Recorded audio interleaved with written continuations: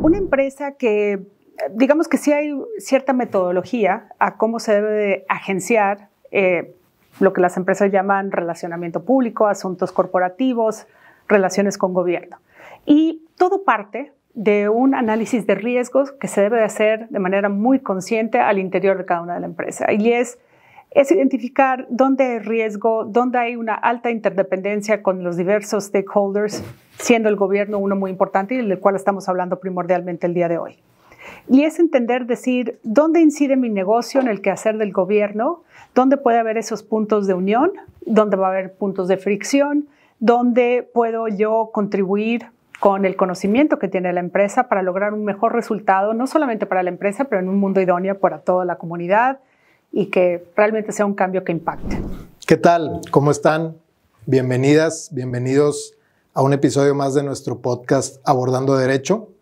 El día de hoy vamos a platicar de un tema súper interesante y desde luego un tema muy actual sobre lo que está sucediendo en nuestro país. Y bueno, pues tenemos invitada de lujo, una persona a la que estimamos mucho, tenemos muchos años de conocerla. Ella es Mónica Bichara. Mónica, bienvenida. Gracias, Alejandro. Me da mucho gusto estar aquí contigo. No, pues al contrario, el placer es nuestro. Gracias por aceptar la invitación. Para cumplir con el protocolo, brevemente voy a platicarles un poquito acerca de Mónica y de su trayectoria. Mónica pues es licenciada en Derecho, abogada por el TEC de Monterrey. Actualmente es la General Counsel y directora de Asuntos Públicos de Grupo Proesa, que es una empresa con presencia en el sector automotriz, agroindustrial, de salud en más de 9 países. Y bueno, pues durante los últimos 25 o más años, Mónica ha estado a cargo y ha participado en ambientes legales de empresas internacionales con operaciones aquí en México, en también diversos sectores, diversas ramas. Y bueno, pues a Mónica le ha tocado literalmente generar equipos de trabajo desde cero. Bueno, con una presencia muy importante, una trayectoria también en apoyo a la mujer, a las mujeres de negocio, a las abogadas, colegas. Entre otros reconocimientos, Mónica ha sido nombrada como en la lista de las mujeres con mayor influencia en los negocios por la revista Expansión y bueno, por otras publicaciones. También Mónica participa de manera importante en distintas asociaciones y gremios empresariales, desde los cuales, pues como seguramente nos platicará, pues le toca impulsar algunos temas de desarrollo no solo legal, sino también de negocios. Así es que, bueno, pues toda una autoridad en la materia, Mónica. Gracias, Alejandro, por esa amable introducción. No, hombre, no, al contrario, creo que nos quedamos cortos, pero bueno, nuestros episodios no nos dan para más. Bueno, la idea, Mónica, es que platiquemos el día de hoy sobre, a partir de situaciones que estamos viviendo en el país, transformación importante de la política pública, de la política gubernamental y bueno, ahora también transformación importante a nivel legislativo y ahora tal parece ser que también a nivel constitucional. Correcto. Bueno, pues estamos viviendo tiempos muy interesantes, en algunas, en ciertas formas, pues momentos sin precedentes en nuestro país y todo esto tiene mucha relación con cómo interactúan las empresas, el sector privado, justamente con la definición de estas políticas públicas por parte de los distintos órdenes de gobierno y desde luego en la definición o en el establecimiento de la estructura legislativa, ¿no? Al final del día, pues el Congreso de la Unión a nivel federal y los congresos de las legislaturas o las legislaturas, perdón, de las entidades federativas, bueno, pues se encargan de estar constantemente actualizando, digamos, en la teoría, mejorando las leyes en base justamente a la experiencia que se va adquiriendo en la aplicación de las mismas, pero también mucho en base y creo que es lo que debería ser, a cómo la experimentan a quienes van dirigidas estas normas, ¿no? Es decir, correcto, a los gobernados, a los particulares, y bueno, a partir de esta experiencia, pues precisamente la idea es que la legislación vaya modernizándose, vaya mejorando, con la idea de cumplir con los objetivos que al final del día como Estado existen, ¿no? Que es mejorar la calidad de vida de la ciudadanía, etcétera. Entonces, el día de hoy vamos a estar platicando con Mónica sobre esta labor. En algunas jurisdicciones se le llama lobbying, y seguramente todos hemos escuchado en mayor o menor medida acerca de esta función. Es una función que no está del todo regulada, al menos en nuestro país, pero que en otros lados se hace de manera profesional, regulada, y de hecho hay personas que se dedican de lleno a esa actividad. Entonces, Mónica, platícanos un poquito en estos años de trayectoria que tienes y donde muchas veces has estado a cargo no solo de la dirección jurídica, sino también de la relación con gobierno por parte de las empresas, y con esta participación importante que tienes tú en cámaras, en asociaciones. ¿Cómo te ha tocado vivir esta parte del famoso lobbying? Claro, pues creo, y muchas gracias Alejandro nuevamente por la invitación, de alguna forma la función legal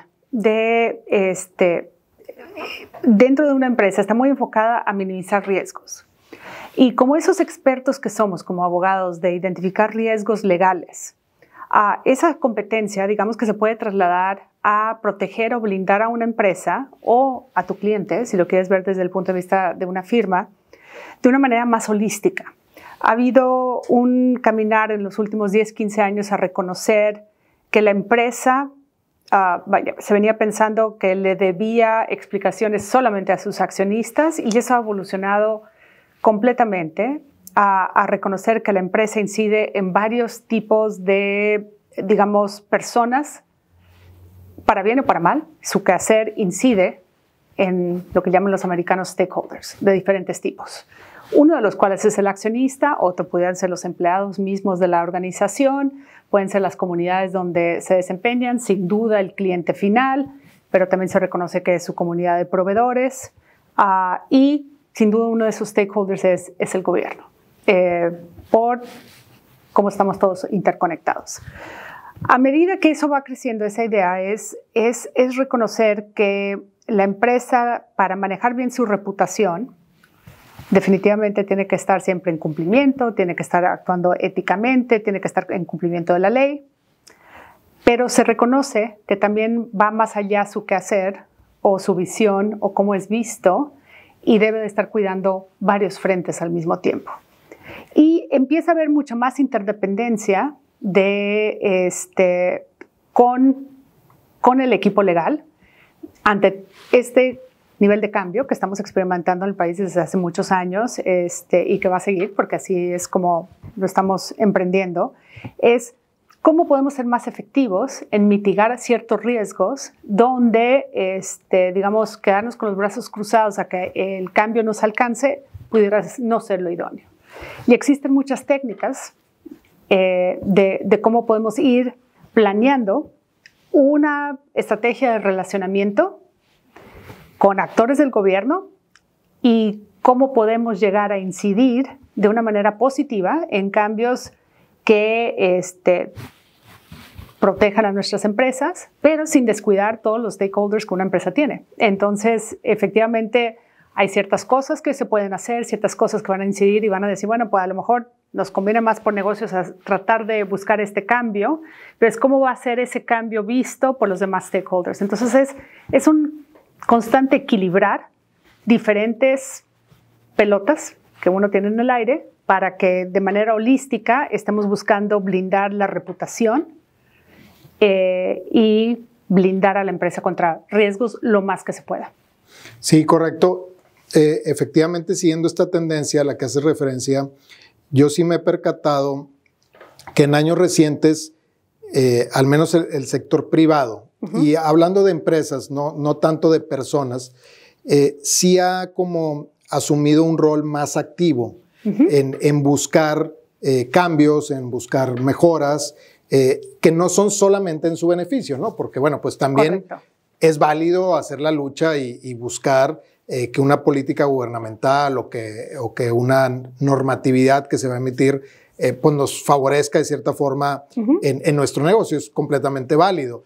Pero como dices tú, la visión ahora no está limitada a mi beneficio, sino a todo este tema que bueno, muy relacionado con el tema de ESG, ¿no? Y de cómo interactúa la empresa con todos estos sectores que ya nos comentabas.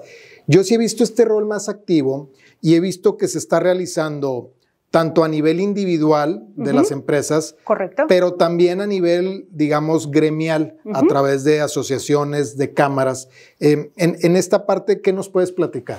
Claro, una empresa que, digamos que sí hay cierta metodología a cómo se debe de agenciar lo que las empresas llaman relacionamiento público, asuntos corporativos, relaciones con gobierno. Y todo parte de un análisis de riesgos que se debe de hacer de manera muy consciente al interior de cada una de la empresa. Y es identificar dónde hay riesgo, dónde hay una alta interdependencia con los diversos stakeholders, siendo el gobierno uno muy importante y del cual estamos hablando primordialmente el día de hoy. Y es entender, decir, dónde incide mi negocio en el quehacer del gobierno, dónde puede haber esos puntos de unión, dónde va a haber puntos de fricción, dónde puedo yo contribuir con el conocimiento que tiene la empresa para lograr un mejor resultado, no solamente para la empresa, pero en un mundo idóneo para toda la comunidad y que realmente sea un cambio que impacte. Lo que se hace, las empresas más sofisticadas o que llevan un asunto corporativo de manera más sofisticada, identifican y tienen un rol de esos riesgos y de cuestiones o temas que constantemente están trabajando. Y una vez que la manera en que se llega a ese es vía entrevistando constantemente, por lo menos una vez al año o cada dos veces al año, a los diferentes stakeholders dentro de la empresa, o sea, a los diferentes líderes, y entender qué te está pegando, si tuvieras una varita mágica, qué te gustaría cambiar. Y en función a eso se mapea.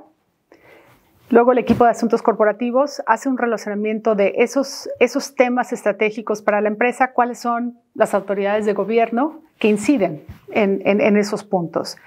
Y una vez teniéndolo identificado, también se debe hacer un análisis de cuáles son los temas en los cuales coinciden todas las empresas en general, cuáles son temas que quizá el gremio de empresa a la cual representas coinciden, y cuáles son temas que pudieran ser muy propios de la empresa o que pudieran no haber coincidencia con las empresas del gremio o las empresas en general.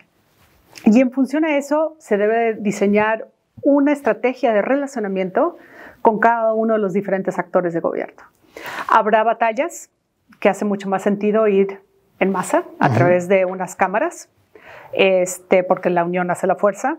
Habrá batallas donde en especial se pudieran incidir de manera más directa.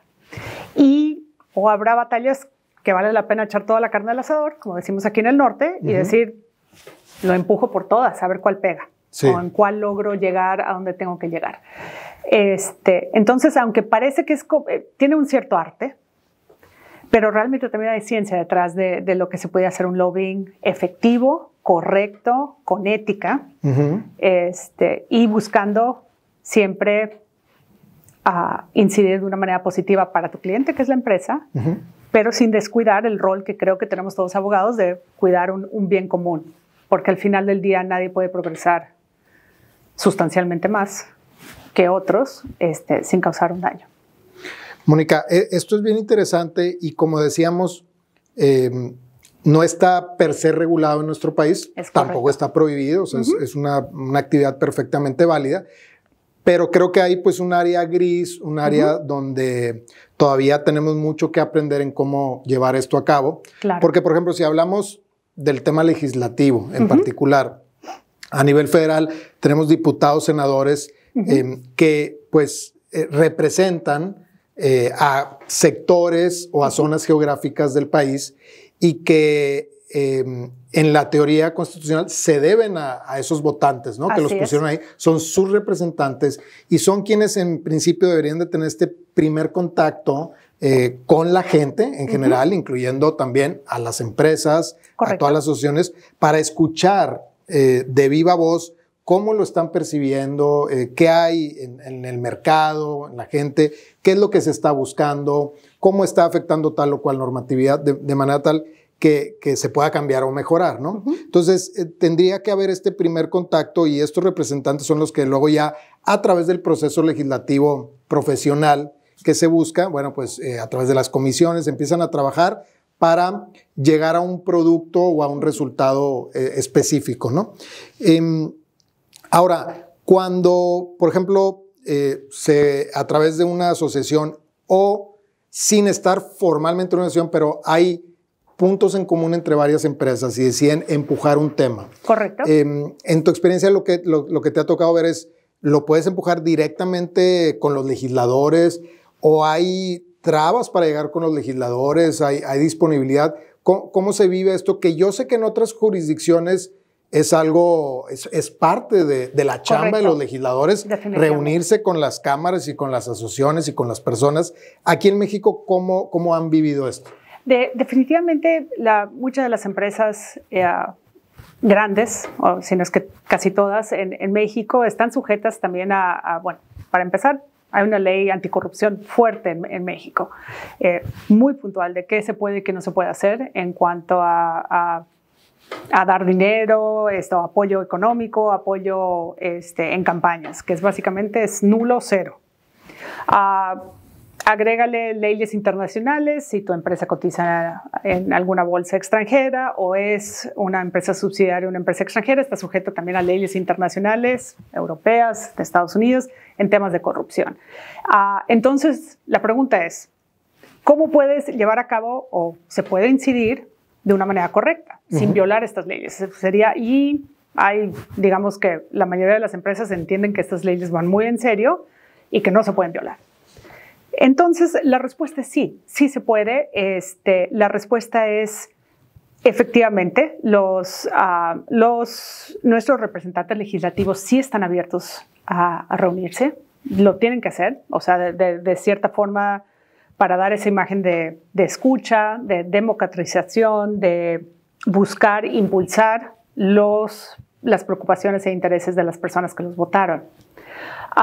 Y definitivamente la mayoría de los políticos en México, lo cual yo veo como algo muy normal, están buscando crear una carrera en el servicio público y necesitamos esa visión a largo plazo.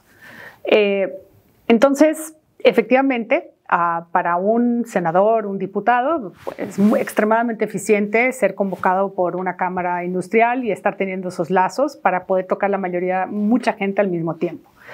Y también, dependiendo de la empresa y el peso relativo dentro de un estado, en cuanto a cuánta gente emplea, etcétera, pues va a estar mucho más abierto a reuniones o a la escucha de las preocupaciones de ciertas empresas que tienen un peso relativo importante en los estados en los que ellos o las jurisdicciones que ellos representan, ¿no? Entonces, yo lo veo como algo normal y sí, efectivamente, tener esas reuniones de una manera muy abierta, de una manera muy formal, procuro que siempre sea en oficinas, o sea, de alguna forma que se vea que el labor que estamos haciendo de convencimiento se está llevando de una manera muy formal, de una manera muy sobre la mesa y sin incidir o estar tratando de presionar de más, sino realmente llegar con los datos, los estudios, los argumentos que se necesitan para convencer que las preocupaciones o lo que estamos tratando de lograr es algo que debe de interesar para el bien común. Sí, y ahorita, conectando con esto último que nos dices, Mónica, sobre qué pueden presentar las empresas, los gremios, a los legisladores o a los encargados de la administración pública, algo que me parece bien interesante para ti y para mí, que somos abogados, que no nada más es presentar argumentos legales. Desde luego será una parte fundamental de estas pláticas, de estas exposiciones, pero viene toda esta parte de negocios, ¿no? Correcto. Que es clave y que también con datos, con estadísticas, es como se puede llegar al convencimiento, ¿no? Sin duda, te puedo dar un ejemplo que es cíclico y resurge cada que hay accidentes muy feos. El tema de tractocamiones de doble remolque, semirremolques, o sea, que son esos tractocamiones que vemos en las carreteras de 2 cajas de tráiler, ¿verdad? Y efectivamente, cuando llega a haber algún accidente, son accidentes que generalmente fallecen personas, es un tema muy visible, es un tema muy político. Entonces, cada vez en cuando surge alguna legislación, vamos a prohibir los dobles semirremolques. Y eso para muchas industrias tiene un impacto fuertísimo. Entonces dices, bueno, pero ¿cómo le traduzco a la autoridad el por qué esta es una mala idea? Y las argumentaciones son realmente más por el lado económico de logística. Y son, oye, si ya prohíben los dobles semirremolques, acto seguido vamos a tener que tener mucho más camiones de un solo, y esos también se ven involucrados en accidentes. Claro, circulando. Exactamente. Hay un tema verde. O sea, vaya, el que un tractocamión esté, vaya, el carbono para mover, o el índice de carbón para mover esa mercancía sube. Claro. De manera, hay un tema de costos y eficiencia de costos. Estás colocando todo el país digamos, en una desventaja competitiva de costos. Pero el que realmente resuena, entendiendo, y hay que entender qué es lo que está motivando del otro lado de la mesa. Si es un tema de nos preocupa la seguridad, entonces déjame te ayudo a decirte qué es lo que realmente incide en lo que a ti te preocupa. Entonces ofreces decir, oye, lo que realmente debemos de buscar trabajar en conjunto es la seguridad en cuanto a niveles de operación, de entrenamiento de él o la chofer, etcétera. O sea, eso es lo que realmente incide en lo que a ti te preocupa. Pero yo te tengo que convencer de eso. Claro.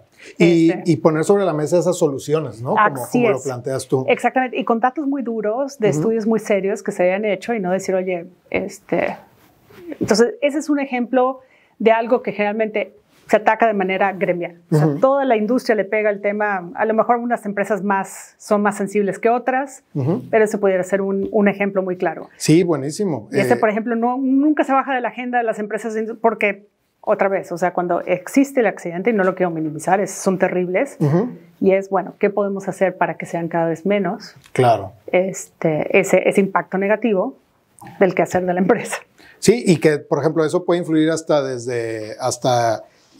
las dimensiones de una carretera, ¿no? Correcto, pesos, etcétera, qué tan seguido se tiene que dar mantenimiento a la máquina, qué tan, o sea, etcétera. Sí, hay miles de factores que involucran. No, es un gran ejemplo, Mónica. Muchas gracias. Ahora, esta labor de lobbying o esta labor de gestión para influir, etcétera, desde el punto de vista positivo y 100% legal, ¿no? Correcto. Creo yo que en términos muy básicos la veo como de 2 formas. La primera, en la que una empresa o una asociación busca un cambio. Es decir, de manera, digamos, proactiva, empieza a gestionar para que un cambio se dé. Correcto. Que no necesariamente es un tema que estuviera ya en la agenda legislativa o en la agenda pública, pero se impulsa, ¿no? A partir de una necesidad o de un interés legítimo que exista. Y la otra forma es más de carácter reactivo. Y lo hemos estado viendo últimamente, sobre todo en este sexenio donde hubo una cantidad importante de reformas o de cambios legislativos, donde de alguna manera, a partir de que se presenta una iniciativa, independientemente de dónde surja la iniciativa, pues ya empieza la discusión pública acerca de los temas, inclusive mucho antes de que llegue a discutirse en la tribuna legislativa, ¿no? Así es. Y bueno, justamente en ese tiempo que transcurre entre que se da a conocer una iniciativa y oficialmente se va a discutir, bueno, pues también se dan o se pueden dar este tipo de reuniones donde el sector privado pues presenta sus argumentos, sus ideas, etcétera. Entonces, lo veo bien, o sea, efectivamente está como que esta parte proactiva y esta parte reactiva. Correcto, no, definitivamente. Yo te diría, como industria, estás acostumbrado a decir, ya sea a través de tus cámaras o tú en lo personal, decir, Esas son las autoridades, regresando a ese mapeo que ya se hizo al interior de la empresa, es decir, estas son las autoridades que para mí son críticas. Entonces, de manera muy proactiva, estoy siempre muy de cerca. O sea, cuando hay algún cambio significativo en esa autoridad, voy, me presento, me siento, les platico qué empresa soy, les doy un poquito de cómo hemos interactuado en el pasado con esta autoridad y escuchamos de cuáles son las prioridades. Entonces se está mapeando continuamente qué es lo que está diciendo esta autoridad, qué son las cosas que trae a la autoridad preocupada y hay alguna que veo que pudiera tener un impacto y cómo puedo, de una manera muy proactiva, acercar desde un inicio hasta en definición de agenda. Obviamente hay que reconocer que todo el mundo está haciendo lo mismo. Entonces es dónde empato, y esta es la parte que a lo mejor es un poquito más de arte, es dónde empato con lo que estoy escuchando, ¿no? Pudiera ser, para el sector agroindustrial llevan mucho tiempo trabajando el tema de agua. Sabemos que es una de las prioridades que ha emitido la presidenta electa, el tema del agua. Si tú como industria ya llevas años estudiando el tema del agua, ya has pasado por varias crisis, sabes lo que funciona y lo que no, como industria tienes que hacer esa labor de compartir ese conocimiento que has generado, de identificar las soluciones que ves que realmente están llegando al objetivo que tiene la autoridad. En el caso agroindustrial, por ejemplo, es la tecnificación del campo. Eso es lo que realmente te mueve la aguja en cuanto a uso eficiente de un recurso cada vez más preciado que es el agua. ¿Por qué? Por las razones que son, y es compartir ese conocimiento, historias de éxito que tenemos en nuestro país, pero que no son ampliamente conocidas, pero ya tenemos un camino andado, o inclusive traer soluciones de otras partes del mundo y acercarlas y hacer esas presentaciones. Entonces, creo que hay una manera de incidir de una manera muy positiva, de generar esos espacios, y creo que como abogados tenemos una gran contribución en ese tipo de pláticas que se pueden dar para lograr el objetivo, porque no es solamente relaciones públicas para cuidar, esto es lo que hacemos, esta es la empresa, esto es lo que hago y esto es la derrama económica que hago. Eso es muy importante, sin duda, pero es compaginar eso de una manera muy estratégica para lograr un impulso legislativo, regulatorio, etcétera. Entonces, por ejemplo, si yo soy una empresa farmacéutica, voy a estar muy cerca de lo que está sucediendo en COFEPRIS, voy a tener mucho acercamiento a entender cuáles son las preocupaciones, el nivel de staffing. Todo tengo que realmente entender porque incide de una manera muy directa en la aprobación de medicamentos nuevos que pudiera tener, por poner un ejemplo. Claro, sí, no, es una labor, como dices tú, súper compleja. Esta labor también de inteligencia, de poder anticipar hacia dónde van las tendencias, qué está pensando. Y veo, yo he echado muy de la mano del gran recurso que son mis despachos externos, como lo es Hogan Lovells.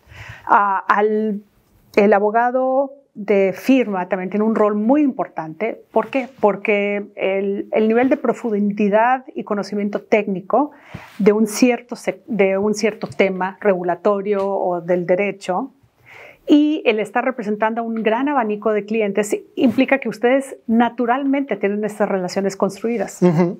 Entonces, el asociar, la empresa debe cuidar también con quién entra al cuarto. Claro. Es un poquito de co-branding, como decimos es mi marca y la tuya suma para llegar al mismo resultado. Entonces ese es un lobbying a lo mejor más uno a uno con la autoridad, pero también creo que las firmas de abogados, ese expertise, conocimiento y el camino a seguir, y lo que trae preocupado a las autoridades, tu caso en específico, Alejandro, ser el abogado de litigio, tu conocimiento del mapeo de nuestro Poder Judicial es importantísimo, local, saber cuáles son los puntos de dolor ese conocimiento es una buena parte de lo que está vendiendo la firma. Sin duda es el conocimiento técnico, eso ya es un given, pero ese relacionamiento apropiado, correcto, es algo que también tiene un valor intrínseco muy importante si lo quieres ver así. En todo esto, sí, en el big picture, como esto. Y la verdad es que cuando uno lo analiza, llegas a la conclusión de que pues no debería estar de un lado de la mesa el gobierno y del otro lado de la mesa el sector privado. En realidad, al final del día, el gobierno representa a la sociedad. Correcto. En sus distintos poderes y por ende, creo que, porque fíjate, además, a mí que me ha tocado en su momento impugnar muchas reformas legislativas, y analizas con mucho detenimiento la exposición de motivos, analizas cómo viene justificada, por ejemplo, una iniciativa de reforma. Correcto. Y te das cuenta que a veces carecen de análisis técnico. Sí, obviamente, muchas veces traen buenas ideas, muchas veces el fin perseguido pudiera ser razonable, pudiera ser bueno, pero carece del estudio técnico. Muchas veces también porque el propio gobierno no tiene los recursos suficientes, humanos y económicos, para llevar a cabo estos estudios que a veces pueden ser costosísimos y que, como dices tú, muchas veces se logran a partir de la experiencia de años. Aunque un legislador, una diputada, un senador tenga una buena idea, pues realmente implementarla y que eso se convierta en ley, en norma, es un proceso bien complicado. Entonces yo creo que de hecho los legisladores deberían ser los primeros interesados en escuchar y recibir esta retroalimentación del sector privado para generar mejores productos legislativos. ¿No? Definitivamente hablando de leyes, pero también hay norms, o sea, hay toda una serie de regulación que no pasa por el Congreso, que te diría que es igual de importante tener mapeado. Sin duda. Y la realidad es que también las empresas utilizan a veces ese punch de una manera indebida. Que conocen también su negocio, que saben que en definir ciertas especificaciones de una manera tan estrecha es, de alguna manera, estás privilegiando las fortalezas de uno de los jugadores del sector y quizá complicándole la vida. Eso yo diría que es un lobby quizá malintencionado. Correcto. Algo que realmente no redunda en el bien. Pero cuando lo hacemos bien, por ejemplo, Coparmex y el gremio del gobierno ha sido el que ha estado impulsando una aceleración en una apreciación del salario mínimo del país. Entonces, toda esa idea que tuvimos de disasociar el salario mínimo, de cómo se utilizaba como un parámetro para ciertos temas económicos en nuestras leyes, lo disasociamos para permitir un aumento más acelerado del salario mínimo y que no impactara en temas de cálculo de impuestos, cálculo de multas, etcétera, para todo lo que lo utilizábamos y pues creamos un nuevo valor para ese tipo de cuestiones. Dijimos, el salario mínimo tiene que poder acelerarse porque queremos como país que el salario mínimo sea realmente alcance para una familia, o sea, no que realmente saque de la pobreza a un grupo, a una familia. Claro, sí, a un núcleo familiar. Exactamente. Entonces, eso fue una iniciativa de las empresas, de decir, no estamos contentos, estamos todos, la mayoría, tomados de la mano y vamos a impulsarlo. Y hay dilemas que debemos de discutir y llegar y decir, ok, nos encantaría, ahorita una de las reducción de la jornada laboral, un tema, todos somos trabajadores, decimos, oye, pues esto suena como una excelente idea. Bueno, ¿cuáles son las implicaciones para la pequeña y mediana industria? ¿Cuáles son las implicaciones para las personas que realmente quieren seguir ganando horas extras, etcétera? O sea, hay toda una serie de implicaciones que tenemos que analizarlo de manera holística para decir, ¿nos movemos para allá sí o no y por qué? Y hay veces que cuando nos precipitamos, creo que las decisiones que se toman unilateralmente generalmente no son las más idóneas o las que mejor. Entre más diversidad de voces tenemos alrededor de la mesa, mejor va a ser el resultado. Sí, se nutre.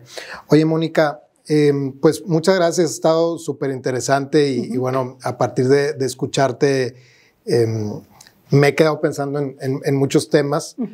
Ojalá luego haya oportunidad de seguir platicando porque la verdad es que es un tema apasionante. Quisiera, no sé si puedas compartir con nuestra audiencia algún ejemplo de cómo se vive todo esto, ¿no? Porque para alguien que nos está escuchando, a lo mejor inclusive en alguna película, etcétera, ha escuchado del lobbying, ha visto a lo mejor una figura romántica de lo que hacen estas personas, etcétera, en ocasiones también puestas como personajes siniestros, etcétera. Sí, claro. En fin, la ficción pues es la ficción, pero en la realidad y sobre todo en la realidad de nuestro país, de México, ¿algún ejemplo muy concreto que además de los que ya nos compartiste? Claro, hay muchísimos, algunos con buenos resultados y otros no tan buenos. Uno en el sexenio que pegó a muchas es todo el tema de etiquetado de alimentos. Un tema de cómo comunicamos al cliente final. Y yo te diría que cualquier empresa agroindustrial o cualquier empresa de alimentos dice, no tengo ningún problema en comunicar información al cliente para que pueda tomar una decisión informada de qué es lo que está consumiendo. Yo te diría que ninguna empresa va a tener un problema con eso conceptualmente. El tema es cómo lo traduces a la práctica. Sí. Y conviene poner sellos como el que eso es algo que obviamente las empresas van a defender a capa y espada. Es algo que realmente, y luego empiezan las dudas existenciales. Es, bueno, ok, vamos a partir de la base, los sellos realmente contribuyen a esa decisión informada, realmente está comprobado que sí efectivamente reduce el consumo de cierto tipo de productos que pudiera en cantidades grandes incidir en la salud de una persona, sí o no. Y es donde si nos basamos en datos, quizá podemos llegar a un punto intermedio. O quizá no, hay veces que no es escuchado. Entonces, yo te diría, quienes hemos tenido la gran fortuna de poder viajar y vemos los alimentos y cómo se clasifican y cómo me da a mí como cliente final o como consumidora ese poder de decisión de cuál me conviene más. Yo te diría que hay algunos que creo yo que son mucho más eficientes en comunicar eso y otros que son menos eficientes. Entonces busquemos el cómo queremos comunicarlo, que sea eficiente y que también proteja la preocupación, creo que es muy válida, de las empresas que han invertido enormes cantidades de dinero en desarrollar sus marcas, en desarrollar cómo se ve el producto en el anaquel, claro, etcétera. Sí, la presentación, los logotipos. Correcto, es decir, oye, bueno, ¿qué podemos hacer para que sea mitad y mitad? Entonces, y a veces tenemos mayor éxito o menos.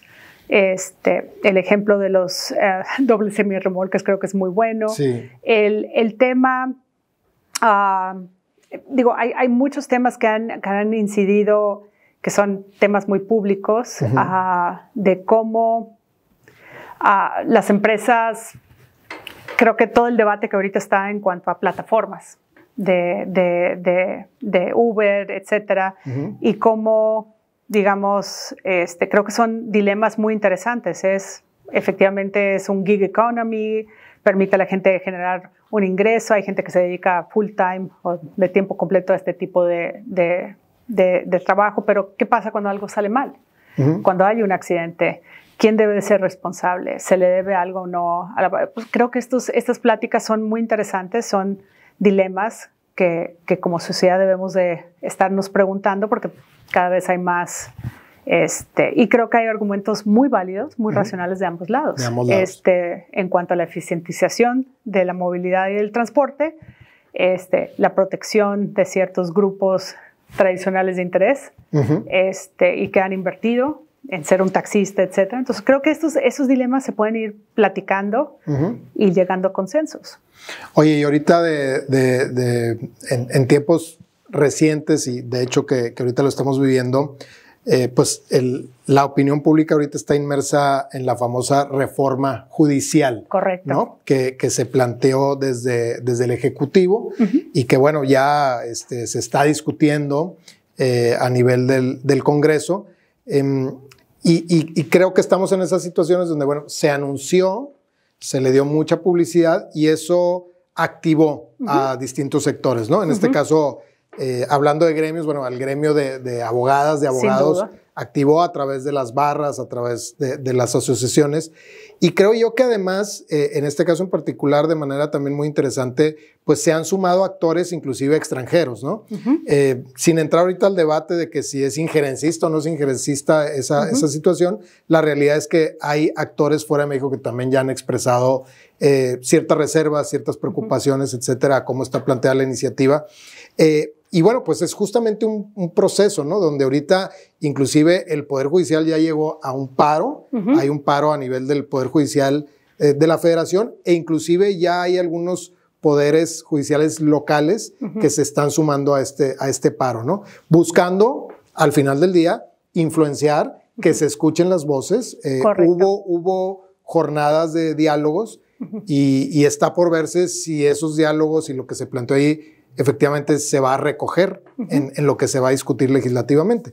Pero, ¿cuál es, desde la óptica de lo que estamos platicando el día de hoy, que es acerca de este lobbying, este ejemplo de la reforma judicial? Sí, te puedo dar un poquito, uno de los temas, este es un tema que agrupa a todas las empresas por igual, es algo que yo te diría todo el sector de la industria privada ve con mucha preocupación, dado el nivel de profundidad del cambio propuesto y creo que todos hemos visto los comunicados que vienen desde el Consejo Coordinador Empresarial y también emitidos por diferentes cúpulas que suman, pero la postura ha sido sostenida en decir que como está planteada actualmente no es la correcta, no nos lleva a lo que realmente se quiere incidir, que es una justicia más pronta y expedita, sin corrupción y con mayor independencia del Poder Judicial. O sea, la idea es, estamos de acuerdo en el principio de un cambio constitucional o cambios que se necesitan llegar para empujar. Lo que no estamos de acuerdo es la iniciativa como está presentada. Entonces, ¿cómo incides como industria? Y se hizo un gran trabajo desde mapear cómo había quedado los resultados electorales, o sea, a partir de junio ya se veía las mayorías que se iban a quedar. El tema de la sobrerepresentación la dejamos a un lado de momento. Y luego es cómo se va a conformar. Hay un gran entendimiento de esa labor de comisiones, de discusiones en lo particular, en lo general, las reservas, o sea, del quehacer, digamos, legislativo, se tiene un buen conocimiento, algo que ha ido construyendo la industria privada, porque por mucho tiempo esto no era algo en nuestro país que se hacía sí, más en pláticas. Entonces hemos tenido que ir transitando a cuándo debemos de ser un poquito más confrontacionales, siendo que como industria privada siempre tratamos de evitarlo y buscamos y privilegiamos mucho más el diálogo, pero en ocasiones tienes que ser un poquito más cuando sientes que la voz no está siendo atendida. Entonces, se mapea el quehacer, se mapea dónde se puede tener influencia, con cuáles legisladores se puede tener influencia y qué pláticas tienen que suceder en lo particular, en lo general, con qué otros actores pueden incidir en la toma de decisión del legislativo y se debe hacer un approach con todos. Y empiezas buscando quizá frenar algo, si se puede, cambiarlo, atenuarlo, por lo menos, y vas viendo qué se puede lograr.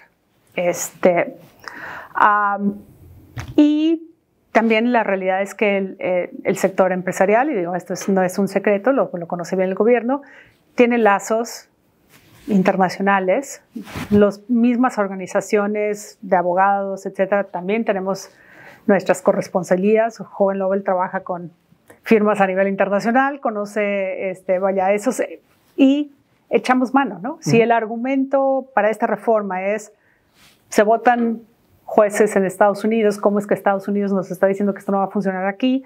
Es echar mano de los recursos que tenemos y decir, oye, esto es algo que siempre ha sido aceptado, y empiezas a entender que el American Bar Association tampoco lo ve particularmente como algo bueno, el argumento de que los jueces federales nunca han sido votados. Es correcto. Entonces, ese tipo de cuestiones para ver cuál de los argumentos causa la impresión que necesitas para llegar al resultado, que es busquemos atenuar esta iniciativa porque creemos firmemente que no es lo mejor para el país. Y creo que eso es válido. Y como mexicanos a veces quizá nos cuesta un poquito esos diálogos difíciles y tratamos de que siempre sea conciliador, y creo que eso es bueno, pero en ocasiones vamos a disuadir, y creo que este es uno de ellos. Sí, sin duda. Pues Mónica, muchas gracias. Y sí, hay muchos elementos ahí también, pues en otras jurisdicciones hay juicios donde resuelve un jurado, gente común y corriente sin ninguna instrucción legal.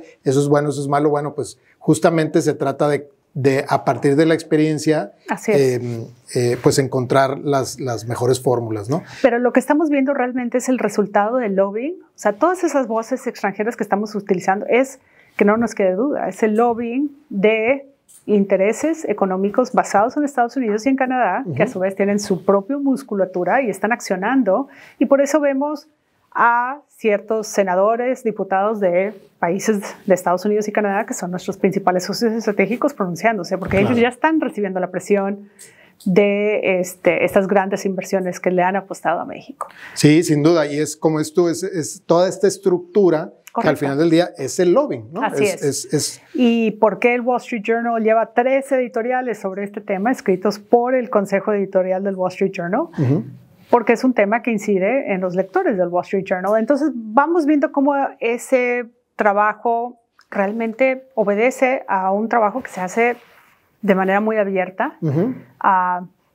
No son las voces de... Sí, todos somos actores políticos y sí buscamos incidir y yo invitaría a que siempre se haga desde un punto de vista realmente ético. Como los abogados de las empresas somos la conciencia de la empresa y también nuestro lobbying debe seguir una conciencia y debe ser apegado a los valores que la mayoría de las empresas queremos inculcar. Promover. Entonces, si no va con los valores, debemos de como abogados alertar también al interior de decir, esa quizás sea una batalla que no debemos de buscar activamente. De acuerdo. Pues te damos muchas gracias, Mónica, de verdad, por haber aceptado la invitación, por acompañarnos. Espero que nuestra audiencia pues haya pasado un buen rato escuchándonos, hayan podido aprender algo y no dudo que hay gente que tiene esta duda de cómo se lleva a cabo todo esto. Claro. Entonces creo que, bueno, con tu plática, muchos de nuestros escuchas van a poder comprender un poquito más este mundo que en ocasiones es así como, reitero, medio de película, medio alejado, pero que existe en la realidad. Así es que, Mónica, de verdad, muchas gracias. Gracias a ustedes por la invitación. Muy bien. Bueno, pues invitarlos a que nos sigan en nuestras redes oficiales de Hogan México. Vamos a estar en el canal de YouTube. Vamos a estar desde luego también en Spotify y en las plataformas acostumbradas para escuchar podcasts. Muchas gracias.